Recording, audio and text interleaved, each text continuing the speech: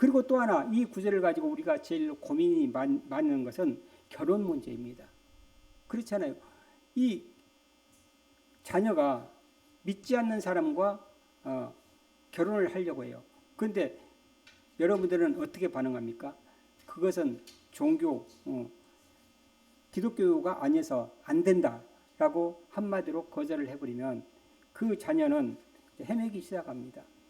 그래서 믿는 사람 만나기가 얼마나 어렵습니까? 교회에 와서도 믿는 사람, 특히 믿는 남자들이 적잖아요. 이걸 어떻게 할 것인가? 라는 문제가 생기기 시작합니다.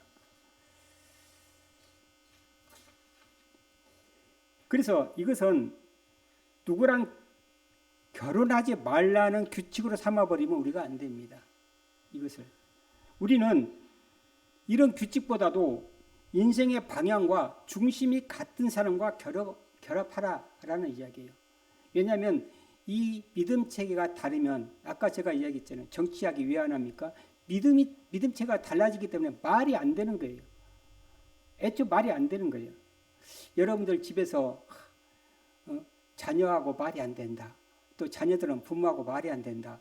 이렇게 말씀을 하시잖아요. 그러면 자녀를 탓하기 전에 남편을 탓하기 전에 아내를 탓하기 전에 바로 여러분들의 믿음 체계를 점검을 해야 됩니다. 왜 말이 통하지 않는 건가? 그것은 우리가 한 믿음이 없기 때문에 그런 거예요. 그 믿음이 같다고 그러면 그 위에 생겨지는 사고 체계는 얼마든지 논리로 서로 다 설득이 가능하다고 그랬잖아요. 그래서 말이 안 통한다 그러면 내 믿음 체계가 무엇인가를 점검할 필요가 있습니다. 그래서 우리는 배우자를 선택을 할 때 서로 다 생각이 달라도 믿음 체계가 같을 경우 한 방향을 가지고 나갈 수 있다는 확신이 있으면은 그것은 결혼해도 괜찮습니다. 그런데 그렇게 믿음 체계가 완전히 다른 사람과 결혼을 하게 되면 여러 가지 문제들이 생기는 것도 사실입니다. 즉 삶의 기준이 달라지는 거죠. 그래서 믿는 사람은 하나님의 뜻만을 찾는데 믿지 않는 사람은 세상의 돈, 명예만을 쫓게 됩니다. 그래서 항상 부딪히게 돼 있어요. 서로 다 틀리기 때문에 그러는 거죠.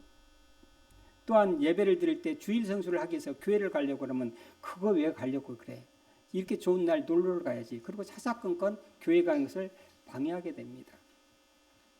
그래서 우리가 최소한도 믿지 않는 사람과 결혼할 때는 그 사람이 서로 다 존중해 줄 수 있으면 괜찮습니다. 그래, 너의 믿음 체계를 내가 존중해 줄게. 그런 성숙된 인격을 가지고 있으면 그것은 결혼을 해도 괜찮습니다. 왜냐하면 꼭 믿는 사람들끼리만 만날 수가 없기 때문에 그렇습니다. 현실이. 그런데 최소한도 그렇게 다른 사람의 믿음 체계를 존중해 줄 수 있는 인격이면 결혼해도 무방하다고 생각을 합니다. 그렇지 않았을 때는 나중에 자녀 문제도 생깁니다. 자녀를 양육할 때 믿는 사람은 당연히 하나님의 말씀으로 양육하려고 하는 것이죠. 근데 믿지 않는 사람은 그 시간에 왜 교회를 가? 학원을 가야지. 이렇게 이야기를 하게 됩니다. 그래서 굉장히 힘들어지게 되는 것이죠. 그래서 우리가 그런 결혼을 선택할 때는 교회 가는 걸 방해하지 않는 건가? 또 미래에 함께 갈 수 있는 건가? 닫혀 있는가? 열려 있는가? 이것에 대해서 우리가 고민을 해야 됩니다. 대체적으로 교회는 남자 청년이 부족해요. 여자 청년들이 대체적으로 많습니다. 그게 어쩌면 굉장히 다행이라고 생각을 해요. 왜냐하면 남편은 아내 말을 제일로 무서워하거든요. 그래서 아내가 가자고 그러면 싫어도 가게 됩니다. 그리고 최소한도 교회에 간다고 차 태워달라고 그러면 차 운전까지는 또 해주는 남편들도 많이 있습니다. 그런데 반대로 여자가 믿음이 없고 남자가 믿음이 있다 그러면 굉장히 어려워집니다. 더더군다나 자녀를 누가 양육합니까? 주 양육자가 여자이잖아요. 그래서 자녀를 하나님의 말씀대로 키우지를 못하는 거죠.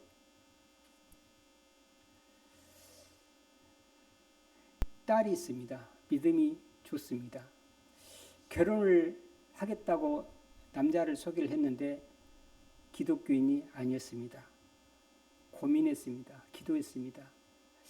그래서 그 사이를 만나봤는데 굉장히 수용적이에요. 수용적이고 인품이 됐더라고요.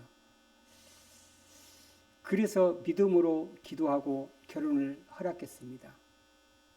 그런데 아니나 다를까 사위뿐만 아니라 사위 집안 자체가 완전히 예수님을 믿게 됐어요. 그 전까지는 계속해서 제사를 지냈고 그랬는데 이제는 며느리를 맞이해서 우리가 바뀌어야 되지 않겠느냐. 그래서 그 시어머니 시아버지가 교회를 가기 시작했습니다. 물론 남편도 이 딸을 따라서 교회를 다니기 시작했습니다. 그런 역사가 일어났습니다. 문제는 믿음 체계가 완전히 다르고 또한 그것 자체를 존중할 줄 모른다고 그러면 얼마나 많은 갈등이 있었겠습니까? 그래서 우리가 최선의 방법은 같은 믿음 체계 안에 있는 사람을 우리가 배우자로 맞이한 것이 너무 중요합니다. 그런데 한 걸음 더 물러나서 최소한도 나의 믿음 체계를 존중을 해주고 또 그런 수용성이 있는가를 보는 것이 중요합니다. 그런 수용성이 있으면 우리가 빨리 예수를 믿게 할 수 있기 때문에 그렇습니다. 사랑하는 성도 여러분, 여러분들의 정체성은 무엇입니까? 여러분은 누구이고 삶의 의미는 무엇입니까?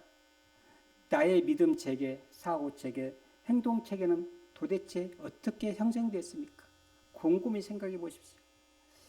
인간의 삶의 고난은 하나님이 주시기도 하지만 때로는 나의 잘못된 믿음과 사고 체계에서 비롯되는 경우도 굉장히 많이 있습니다. 나의 욕심에 의해서 죄가 장성하는 경우도 많이 있습니다. 그래서 나는 항상 부정적인 것인가? 또는 나는 긍정적인 것인가? 아니면 다른 말을 자꾸 뱉어내는 배타적인 것인가? 아니면 다른 사람들의 말을 귀를 기울이고 수용을 하려고 노력을 하는 것인가? 이것보다도 더 근본적인 것은 과연 내가 하나님의 통치를 받고 있는가를 생각해야 됩니다. 하나님의 통치를 받는다는 것은 하나님의 음성을 듣기를 노력하고 그 하나님의 음성에 따라서 행동하는 것을 이야기하는 것입니다. 하나님의 뜻을 알고 행한다라는 것. 저는 여러분이 하나님의 백성이 되고 하나님의 귀한 자녀가 되기를 주님의 이름으로 축원합니다. 기도하겠습니다.